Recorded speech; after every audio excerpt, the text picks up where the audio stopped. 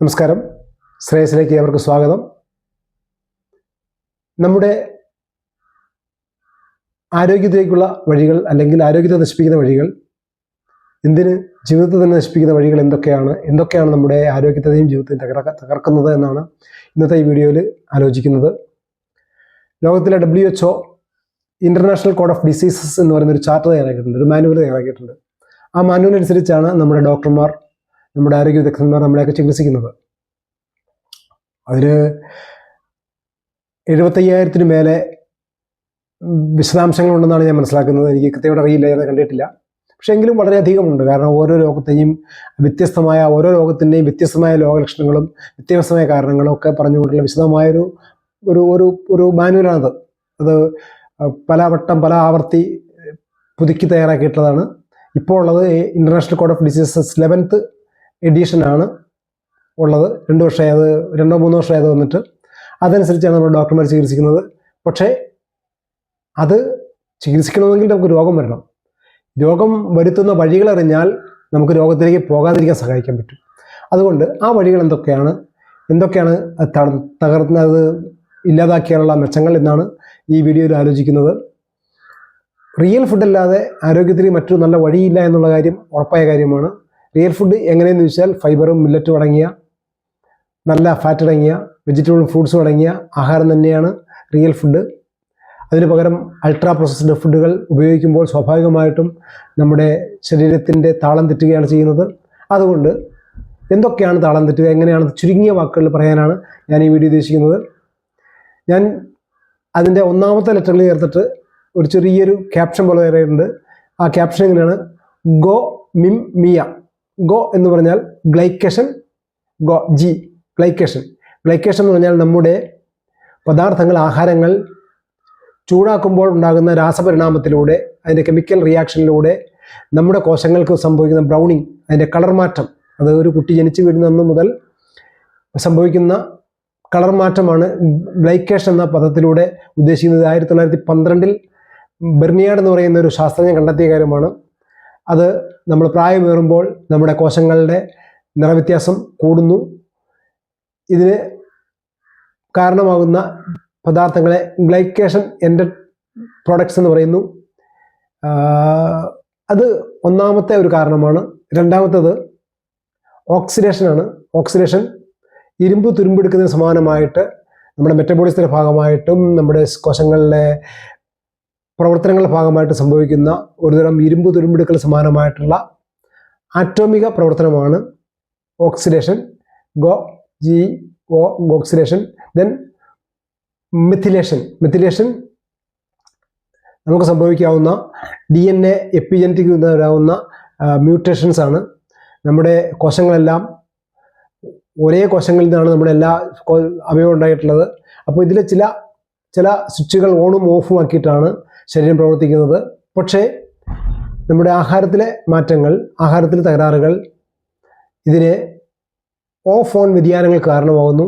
അപ്പോൾ എപ്പിജനറ്റിക്, അതായത് ജനറ്റിക്കായിട്ട് കോഡ് ചെയ്യപ്പെടാത്ത രീതിയിൽ കോശങ്ങൾ പ്രവർത്തിക്കുകയും DNA പ്രവർത്തിക്കുകയും ചെയ്യുമ്പോൾ സംഭവിക്കാവുന്ന മാറ്റങ്ങളാണ് മെത്തിലേഷനിലൂടെ പ്രവർത്തിക്കുന്നത്. നമ്മുടെ ആഹാരത്തിലെ വൈവിധ്യം, വ്യത്യാസങ്ങൾ, തകരാറുകൾ മെത്തിലേഷൻ തകരാറിലേക്ക് നയിക്കും.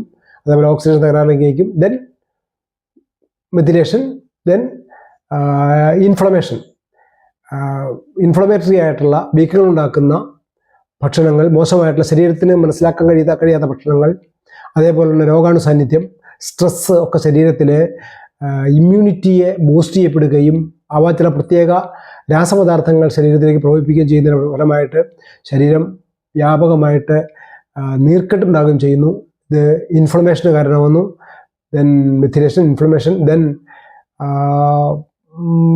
മൈറ്റോകോൺഡ്രിയൽ ഡിസ്ഫങ്ഷൻ, ശരീരത്തിൽ തെറ്റായ ആഹാരങ്ങളുടെ ഫലമായിട്ട് ശരീരത്തിലുണ്ടാകാവുന്ന മൈറ്റോകോൺഡ്രിയയുടെ തകരാറുകളാണ് മൈറ്റോകോൺഡ്രിയൽ ഡിസ്ഫങ്ഷൻ ഡിസോർഡർ എന്ന് പറയുന്ന അവസ്ഥ. അപ്പോൾ glycation, oxidation, methylation, inflammation, mitochondrial dysfunction. Then next അടുത്തത് മെംബ്രൻസ് ഇനാക്ടിവിറ്റി, നമ്മുടെ ഫാറ്റ്, കൊഴുപ്പ് സ്വീകരിക്കുന്നതിനുള്ള തകരാറുകൾ.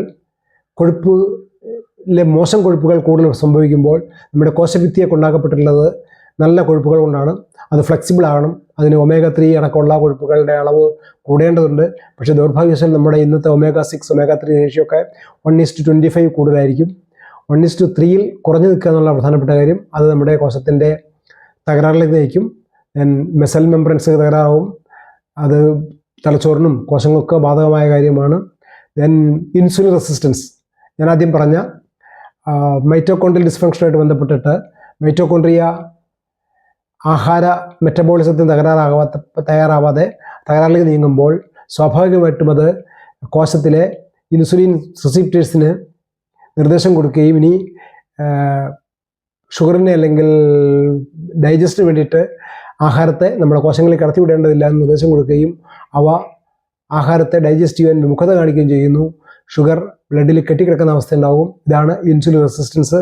ഇത് തെറ്റായ ആഹാരക്രമത്തിലൂടെ, ഫൈബറില്ലാത്ത ആഹാരത്തിലൂടെ വരാവുന്ന ഒരു മുഖ്യ തകരാറാണ്. ഫാസ്റ്റിംഗ് ഇതിന് നല്ലൊരു പരിഹാരവുമാണ്. Then next is autophagy. Autophagy എന്ന് പറയുന്നത് നമ്മുടെ ശരീരം മെറ്റബോളിസം നിയന്ത്രിക്കപ്പെടുന്നത് ഈറ്റിങ്ങും ഫീസ്റ്റിങ്ങും ഫാസ്റ്റിങ്ങിലൂടെയാണ്. പക്ഷേ ഇന്ന് ദൗർഭാഗ്യവശാൽ നമ്മൾ ഫീസ്റ്റിംഗ് മാത്രമേ ഉള്ളൂ, സദ്യ കഴിക്കുക, ആഹാരം കഴിക്കുക മാത്രമേ ഉള്ളൂ. ഫാസ്റ്റിംഗ് എന്നത് നമ്മൾ 4-5 മണിക്കൂർ മാത്രമാണ്. അതായത് ഒരു നേരത്തെ ആഹാരം കഴിച്ചാൽ അടുത്ത നേരത്തെ ആഹാരത്തിലേക്കുള്ള ദൂരം വളരെ വളരെ കുറഞ്ഞിരിക്കുന്നു. അവ ഫാസ്റ്റിംഗ് എന്ന് പറയുന്ന പ്രക്രിയ എന്ന സംഭവമില്ല. അപ്പോൾ വൈകുന്നേരം ഒരു 7 മണിക്ക് ആഹാരം കഴിക്കുക, രാവിലെ ഒരു 8 മണിക്ക് മുമ്പ് ആഹാരം കഴിക്കാതിരിക്കുക, വെള്ളം കുടിക്കാം. ഇതൊക്കെയാണ് ഫാസ്റ്റിങ്ങിന് ഓട്ടോഫാഗി. അതായത് നമ്മുടെ ശരീരത്തിലെ ലൈസോസോം എന്ന് പറയുന്ന കോശങ്ങളിലെ ഒരു ഘടകം വേസ്റ്റ് മെറ്റീരിയൽ റീസൈക്കിൾ ചെയ്യാനുള്ള ഒരു ബിന്നാണ്. അതിൻ്റെ പ്രയോഗം ഫലപ്രദമാക്കുന്നതിന് സഹായിക്കുന്നതാണ്. ഇത് ഈ കണ്ടെത്തലൊന്നും ഞാൻ പറഞ്ഞിട്ടുള്ളതല്ല. റോബർട്ട് എച്ച് ലിസ്റ്റിഗ് എന്ന് പറഞ്ഞ ഡോക്ടർ, വളരെ എമിനൻ്റ് ആയ ഒരു ഫങ്ഷണൽ ഡോക്ടറാണ്. അദ്ദേഹം തൻ്റെ ബുക്കിലൂടെ, ദ മെറ്റബോളിക് എന്ന ബുക്കിലൂടെ വിശദമാക്കി പ്രതിപാദിക്കുന്ന കാര്യമാണ്. ഇതേപോലെ തന്നെ ഒരു കാര്യവും കൂടി കൂട്ടിച്ചേർക്കാൻ നമുക്ക് ഗട്ട് ബാക്ടീരിയയുടെ അഭാവം കൂടി ചേർത്ത് കഴിഞ്ഞാൽ 9 കാരണങ്ങളാണ് നമ്മുടെ ആരോഗ്യം തകർക്കുന്നവ, നമ്മുടെ ജീവിതത്തെ ഇല്ലാതാക്കുന്നവ. ഇതേ 9 കാരണങ്ങൾ നമുക്ക് ആരോഗ്യത്തെയും ജീവിതത്തെയും തിരിച്ചു പിടിക്കാൻ കൂടി ഉപയോഗിക്കാൻ പറ്റുമെന്നുള്ളതാണ് ഏറ്റവും പ്രധാനപ്പെട്ട കാര്യം. അതിന് മില്ലറ്റുകൾ, ഫൈബർ അടങ്ങിയ ഫുഡ്, ദെൻ പഴങ്ങൾ, പച്ചക്കറികൾ പോലുള്ള സംഭവങ്ങൾ ഒക്കെ ആയിട്ട് മാറേണ്ട ഒരു സ്ട്രെസ് ഫ്രീ ആയിട്ട് ലൈഫ് വേണ്ടി വരും. ടൈം റെസ്ട്രിക്റ്റഡ് ഈറ്റിംഗ് വേണ്ടി വരും. സോ അതിനെപ്പറ്റി വിശദമായിട്ട് നെക്സ്റ്റ് വീഡിയോയിൽ സംസാരിക്കാം. Thank you very much.